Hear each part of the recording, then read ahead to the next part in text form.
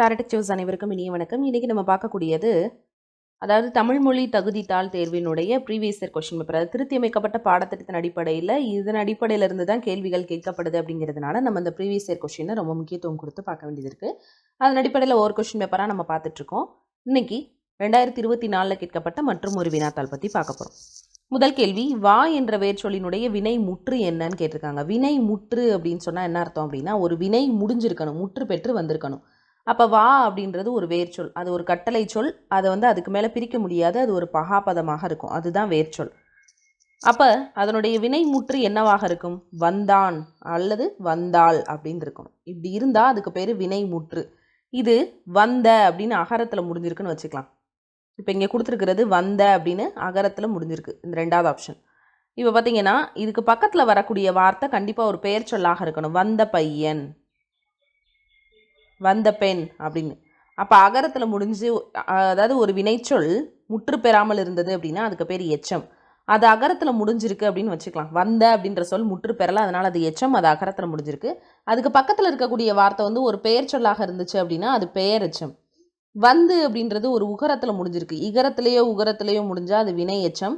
அதுக்கு பக்கத்தில் இருக்கக்கூடிய இன்னொரு வார்த்தை கண்டிப்பாக ஒரு வினைச்சொல்லாக தான் இருக்கும். வந்து கூறினான், வந்து பேசினான் அப்படின்னு. அப்போ இது வினை எச்சம். வந்தவர் போனவர் அப்படின்றது வினையால் அடையும் பெயர். இப்போ ஆப்ஷன் ஏ தான் சரி. அடுத்து ராமன் வந்தான் அப்படின்றது எவ்வகை தொடர்? ராமன் அப்படின்றது ஒரு எழுவாய், ஒரு பெயரை குறிக்கக்கூடியது, ஒரு எழுவாய்.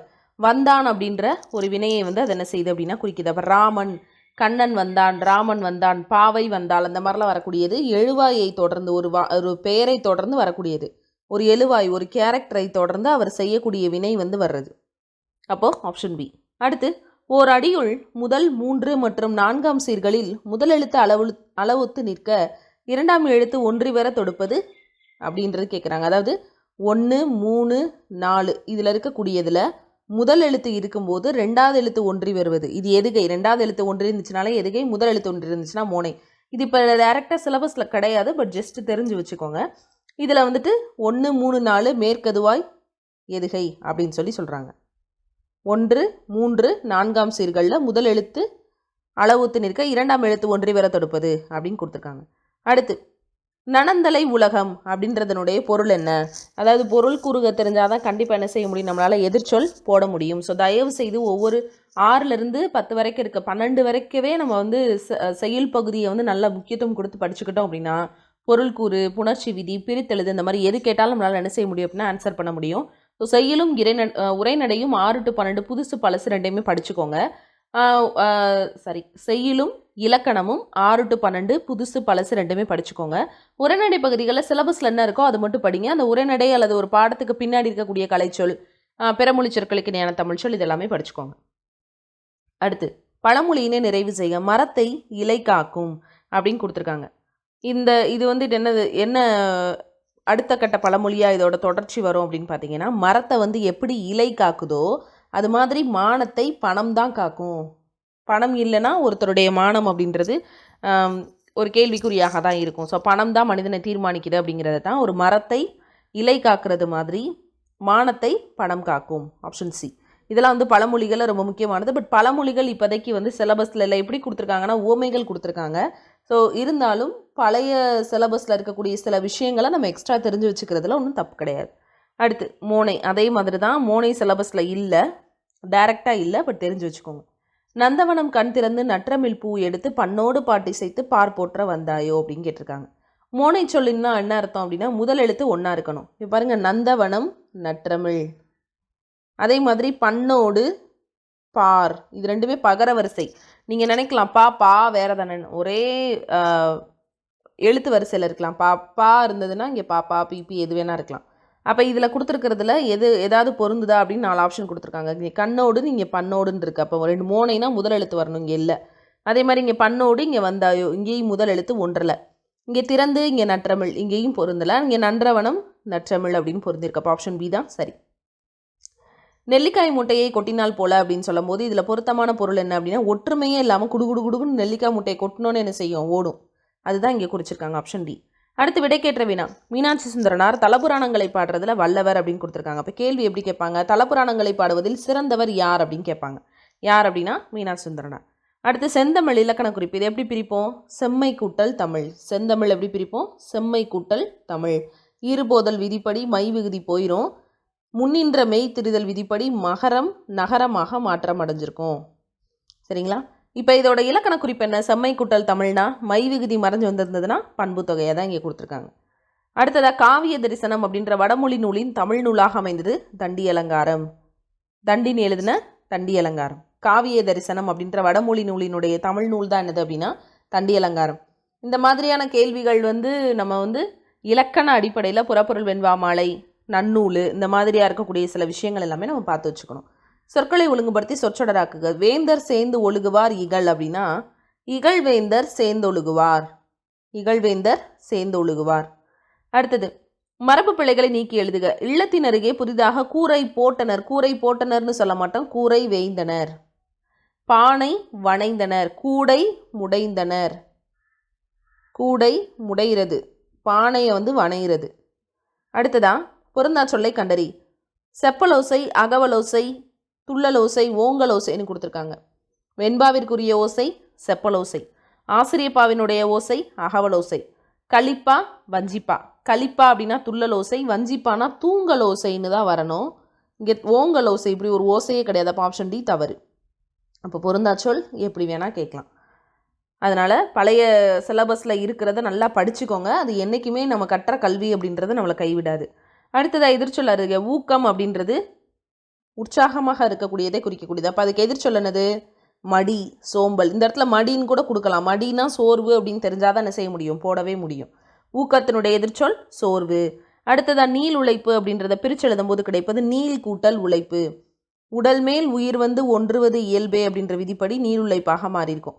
அடுத்து படமாட கோயில் பகவர்க்கு ஒன்று ஈயில், நடமாட கோயில் நம்பருக்கு அங்கு ஆகா. நடமாட கோயில் நம்பருக்கு ஒன்று ஈயில், படமாட கோயில் பகவர்க்கு அது ஆமே. அதாவது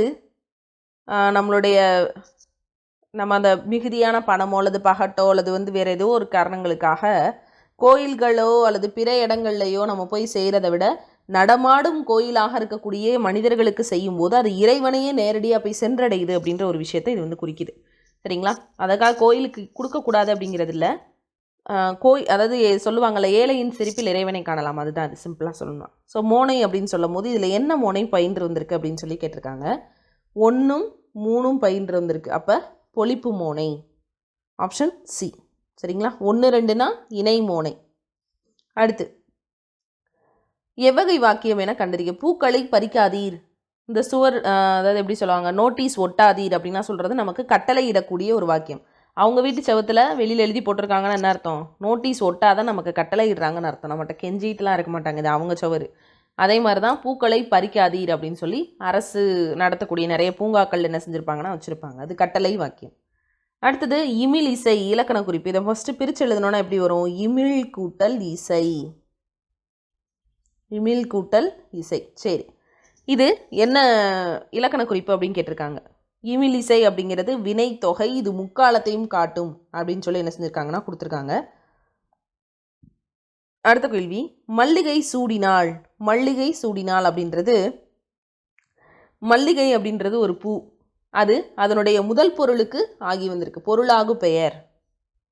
முதற் பொருளான மல்லிகை செடிக்கு ஆகி வந்திருக்கு பொருளாகு பெயர். அப்போ ஒரு சினை அதனுடைய முதற் பொருளுக்கு ஆகி வருவது பொருளாகு பெயர். ஒரு முதற் பொருள் அதனுடைய சினைக்கு ஆகி வருவது என்னது அப்படின்னா சினையாகு பெயர். சரிங்களா? அடுத்து பயனில்லாத கலர் நிலத்திற்கு ஒப்பானவர்கள் யாரு? கல்லாதவர்கள். பயவா கலரணையர் கல்லாதவர் அப்படின்னு சொல்லுவாங்க. சரியா? அதையும் வள்ளுவர் எப்படி சொல்வார்? கண்ணுடையோர் என்போர் கற்றோர் முகத்திரண்டு புண்ணுடையோர் கல்லாதவர் அப்படின்னு சொல்லி சொல்வார். அப்போ படிக்காதவங்களை எப்படி சொல்கிறாரு? பயன் தராத கலர் நிலத்திற்கு ஒப்பானவர்கள் அப்படின்னு சொல்லி சொல்லியிருக்காரு. கல்லாதவர்களை அப்படி சொல்லியிருப்பார். அப்போ ஆப்ஷன் பி. திருக்குறள் வழியில் துன்பப்படுறவங்க யாரு அப்படின்னு கேட்டிருக்காங்க. யாரு? யாகாவார் ஆயினும் நாகாக்க காவாக்கால் சோகப்பர் சொல்லிழுக்கப்பட்டு அப்படின்னு சொல்கிறாங்க.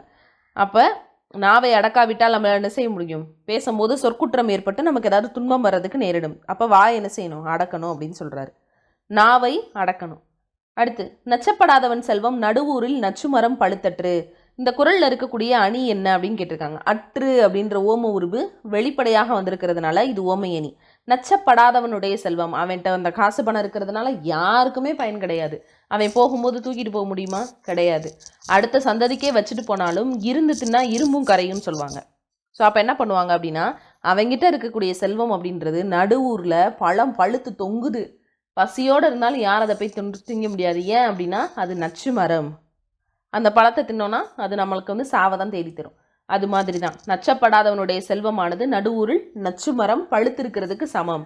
அப்போ அற்று அப்படின்ற ஒரு வெளிப்படையாக வந்திருக்கிறதுனால அது ஓமையணி. அடுத்து கீழ்கண்டவற்றில் ஔவையார் இயற்றிய நூல் எது அப்படின்னு கேட்டிருக்காங்க. வெற்றி வேட்கை, அருங்கல செப்பு, நன்னெறி, ஞானக்குரல். இந்த ஞானக்குரல் அப்படின்ற நூல் வந்து நிறைய பேருக்கு தெரியாமல் நன்னெறி, வெற்றி வேட்கை அப்படிலாம் போட்டு வந்திருப்பாங்க. வெற்றி வேட்கை யாருடையது? அதிவீர ராமபாண்டியனுடையது.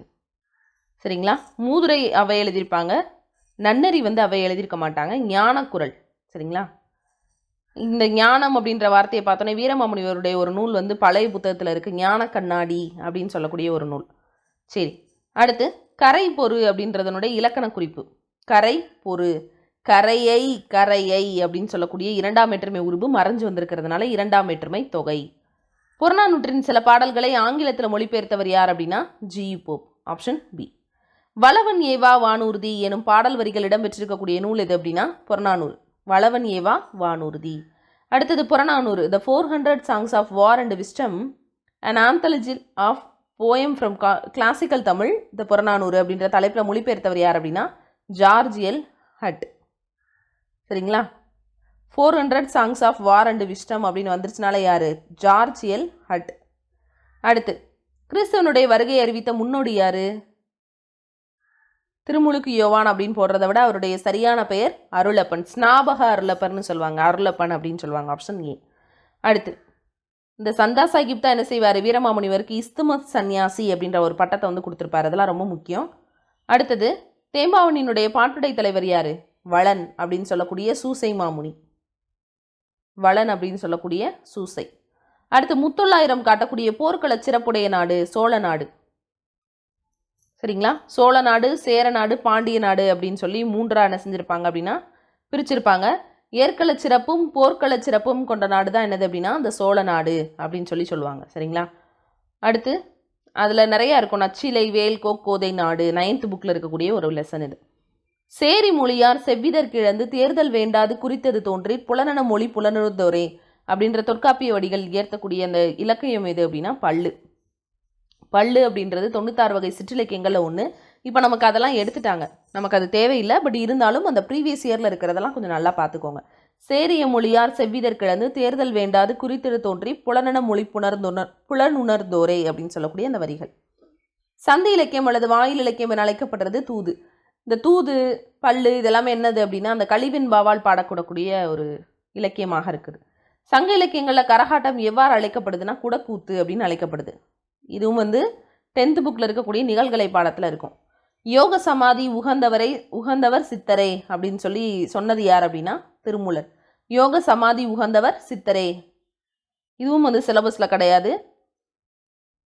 வெட்டவெளியை கடவுளாக வழிபடுறவர் யார் அப்படின்னு கேட்டிருக்காங்க. வெட்டவெளியை கடவுளாக வழிபடுறவர் யார்? கடுவெளி சித்தர். வெட்டவெளியை கடவுளாக வழிபடுறவர் கடுவெளி சித்தர். அடுத்தது புலமை பெருங்கடல் என அழைக்கப்படுறவர் யார்? உவே சாமிநாதன். இவர் சிலபஸில் இருக்காரா? ஃபஸ்ட்டு சிலபஸ் என்ன செய்யணும் அப்படின்னா கொடுத்துருக்க சிலபஸை நல்லா மனப்பாடம் பண்ணணும். அப்படி பண்ணால் தான் இவர் இருக்காரா இல்லையாங்கிறது நம்மளால் என்ன செய்ய முடியும், சொல்ல முடியும். உவேசாவும் மீனா சுந்தரனாரும் சிலபஸில் என்ன செஞ்சுருக்காங்க, இருக்காங்க. அதனால் நம்ம என்ன செய்யணும் அப்படின்னா அவங்கள நல்லா படிச்சுக்கணும். ஸோ உவேசா, மீனா சுந்தரனார் சிலபஸில் இருக்கிறாங்க. சி இலக்குவனார், தமிழ் பணி தொடர்பான செய்திகள், தேவநேய பாவனர் இவங்கெல்லாம் என்ன செய்கிறாங்க அப்படின்னா சிலபஸில் இருக்காங்க. சித்தர் பாடல்கள் சிலபஸில் இருக்கா இல்லையான்றதை நீங்கள் தான் கமெண்ட் செக்ஷனில் எனக்கு சொல்லணும். இது உங்களுடைய வேலை. அடுத்தது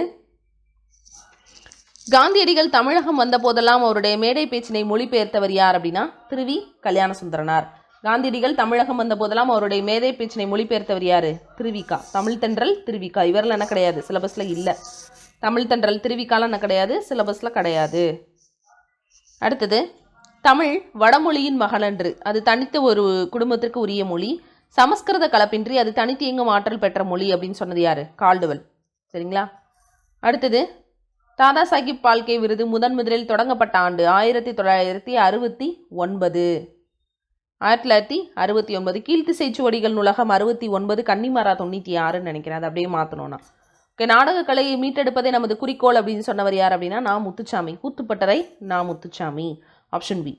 ஆசியாவிலேயே மிக பழமையான நூலகம் அப்படின்ற புகழுக்குரியது தஞ்சை சரஸ்வதி மஹால் நூலகம். இதில் பார்ட்டியேக்கான கொஷின்ஸ் வந்து அது திருத்தி அமைக்கப்பட்ட பாடத்திட்டத்தின் அடிப்படையில் இருக்கக்கூடிய கேள்விகள் கொஞ்சம் கம்மியாக இருந்தாலும் ப்ரீவியஸ் இயரை நீங்கள் பார்த்துக்கோங்க. மஞ்சள் காமாலைக்கு எளிய மருந்தாக இன்னும் பயன்படுத்தி வருது கீழா நெல்லி. அதுக்கு உள்ள மற்ற பெயர்களை தான் அந்த மற்ற ஆப்ஷன்ஸில் கொடுத்துருக்காங்க. கீழ்காய் நெல்லி, கீழ்வாய் நெல்லி. உப்பள தொழிலாளர்களினுடைய உறுப்பு வாழ்க்கையை குறிக்கக்கூடிய புதினம் எனது கரிப்பு மணிகள். இது யார் எழுதியிருப்பா? ராஜம் கிருஷ்ணன். சரிங்களா? அடுத்ததா தினத்தந்தி நாளிதழில் பணியாற்றிய தமிழ் படைப்பாளர் ப. சிங்காரம். முத்துராமலிங்க தேவரை தேசிய காத்த செம்மல் அப்படின்னு சொல்லி பாராட்டியவர் திருவிக்கா. இது எல்லாமே சிலபஸில் கிடையாது. அதாவது எப்படி சொல்கிறது அப்படின்னா சில ஏரியாஸ் என்ன கிடையாது அப்படின்னா சிலபஸில் டைரெக்டாவோ இன்டைரக்டாவோ கிடையாது. ஆனால் நம்மளுக்கு என்ன செய்யணும் அப்படின்னா அந்த உரைநடை பகுதிகளில் இருக்கக்கூடிய சில விஷயங்கள் என்ன செஞ்சுக்கணும் அப்படின்னா தெரிஞ்சு கண்டிப்பாக வச்சுக்கணும். இப்போது நமக்கு டி. கே. சிதம்பரனார், தவ திரு குன்றக்குடி அடிகளார் இருக்கிறாரு, காயிதே மில்லத், தாராபாரதி, பட்டுக்கோட்டை கல்யாண சுந்தரனார், முடியரசன், தமிழ் ஒளி, உருத்திரங்கண்ணனார், கீவா ஜெகநாதன், நாமக்கல் கவிஞர் இருக்கிறாரு. மற்றபடி வந்து முத்துராமலிங்கரோ அந்த மாதிரி வேற யாருமே என்ன கிடையாது அப்படின்னா இல்லை. சரிங்களா? அடுத்து உலகின் பல்வேறு பகுதிகளில் நடக்கும் நிகழ்வுகளை படமாக காட்டுவதற்கான பெயர் செய்தி படம். தமிழ் மொழியில் நவீன கதை இலக்கியத்தினை தொடக்கத்திலேயே செழுமைப்படுத்தியவர் புதுமை பித்தன். தெருக்கூத்தை தமிழ் கலையினுடைய முதல் அடையாளமாக உருவாக்கியவர் கூத்துப்பட்டறை நா முத்துசாமி. இது எதுவுமே சிலபஸில் கிடையாது. நல்லா நான் வேகமாக போகிறேன். காந்தியடிகள் பெற்றோரிடம் அன்பாக நடந்து கொள்ள காரணமாக அமைந்த நூல் எது அப்படின்னா சரவண பிதுர்பதி. அவர் எந்த நாடகத்தை பார்த்து தான் வந்து உண்மையே பேசணும் முடிவெடுத்தார் அப்படின்னா ஹரிச்சந்திரனுடைய நாடகத்தை பார்த்து. இதெல்லாம் வந்துட்டு இதுவும் வந்து 9ஆம் வகுப்பு புத்தகங்களில் இருக்கக்கூடிய ஒரு சில இடங்கள். ஜெராக்ஸ் அப்படின்னா ஜீரோகிராஃபி அப்படின்றதெல்லாம் அதில் தான் கொடுத்துருப்பாங்க. அலெக்சாண்டர் பெயின் வந்து குறியீடுகளை மின்னாற்றல் உதவியுடன் அச்சிடுறது அதை வந்து கண்டுபிடிச்சிருப்பாரு ஃபேக்ஸில். ஹாக் மாக்னஸ்கி அப்படின்றவர் கணினி மூலம் தொலைநகல் எடுக்கக்கூடிய இயந்திரம், கம்ப்யூட்டரை வச்சு ஃபேக்ஸ் எடுக்கிறது. ஜான் ஷெப்பர்டு பேரம், ஏடிஎம். மைக்கேல் ஆல்ட்ரிச் அப்படின்றவர் இணைய வணிகம். அப்போ 1, 3, 4, 2.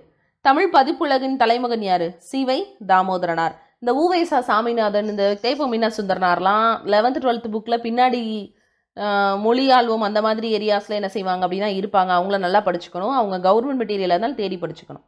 மாநகராட்சி கூட்டத்துக்கு தலைமை வகித்தவர் ராஜாஜி. அக்கூட்டத்தில் தலையை கொடுத்தேலும் தலைநகர் காப்போம் அப்படின்னு சொல்லி மாப்போசி முழங்கினார்னு கொடுத்துருக்காங்க. மாநகராட்சி கூட்டத்துக்கு தலைமை வகித்தவர் வந்து ராஜாஜி கிடையாது. 2வது கூற்று மட்டும்தான் சரி. திருச்சிராப்பள்ளிக்கு அருகில் அமைந்த அல்லூரில் திருவள்ளூர் தவச்சாலை அமைத்தவர் செந்தமிழ் அந்தனர் லா இளங்குமரனார். ராஜராஜ சோழனுக்கு கோயில் கட்ட வேண்டும் என்ற ஆர்வத்தை தூண்டிய கோயில் எது அப்படின்னா ராஜசிம்மேஸ்வரம். குந்தி தின்றால் குன்றும் கரையும் அப்படின்ற பழமொழி உணர்த்தக்கூடிய பொருள். இது நல்லா படிச்சுக்கோங்க. உழைக்காதவனுடைய செல்வம் அப்படின்றது அழியும். அடுத்து அகர வரிசைப்படுத்துக. இசைக்கருவிகளோட பெயர்கள் கொடுத்துருக்காங்க. படம், படகம், தவிழ், கணப்பறை, உடுக்கை, நாகஸ்வரம், மகுடி. இது சிலபஸில் இருக்குது. சரி, என்ன பண்ணலாம்? கொடுத்துருக்கிறதுல உயிரெழுத்து இருக்கான்னு பாருங்கள். உடுக்கை மட்டும்தான் உயிரெழுத்து, எடுத்துடலாம்.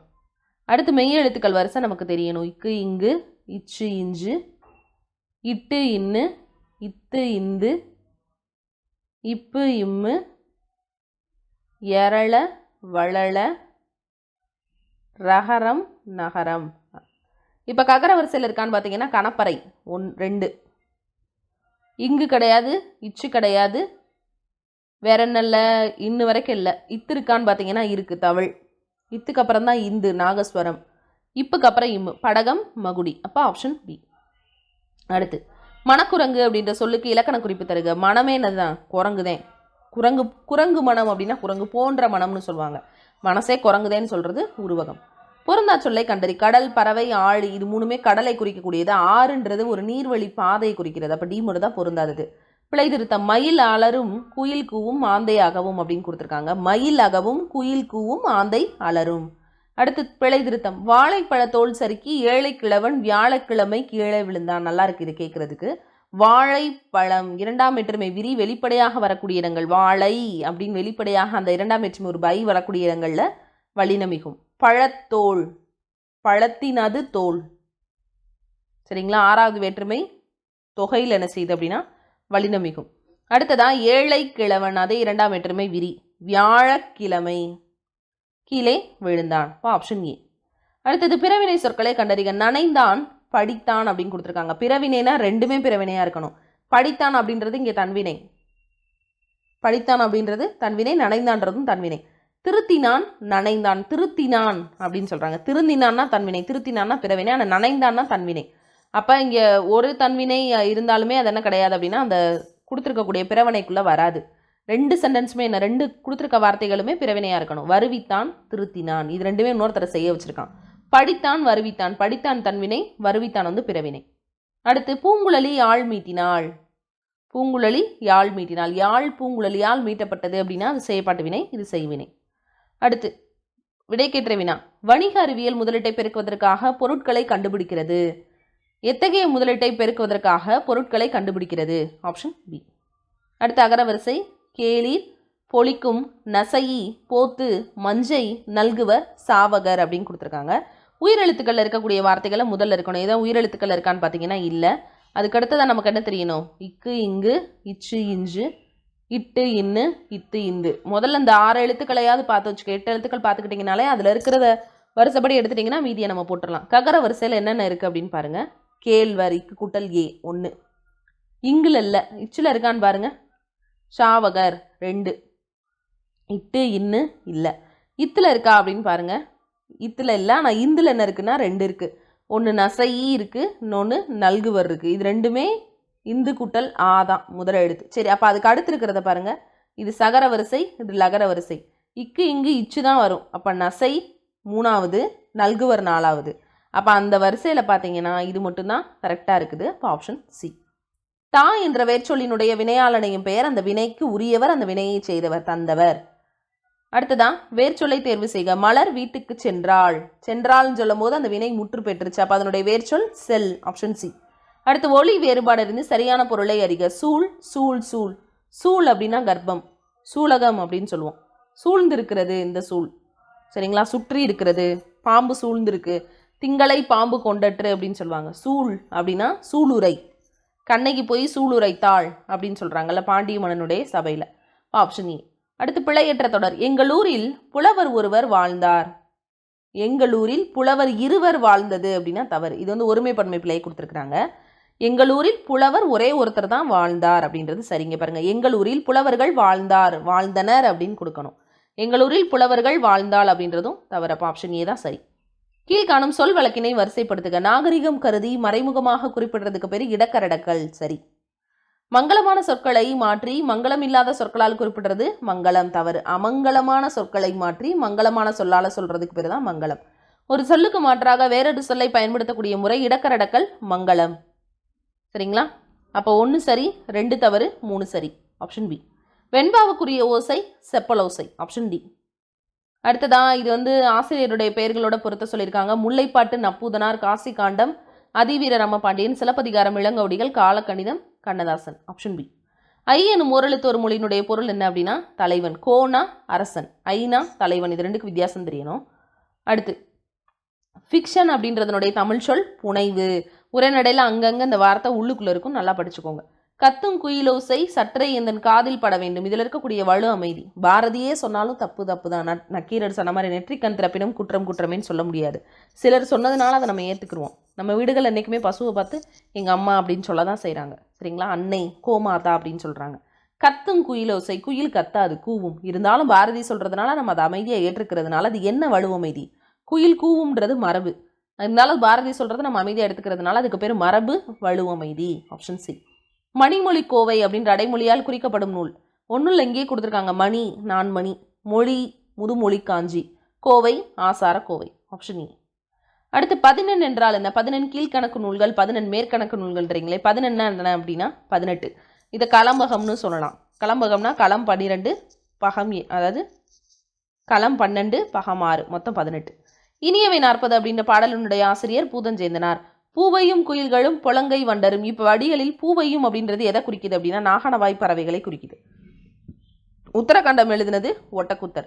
பாடை மாக்கள் அப்படின்னு அழைக்கப்படுறவங்க யார் அப்படின்னா பழமொழி பேசக்கூடிய மக்கள். Option B. அடுத்ததான் மணிமேகலை.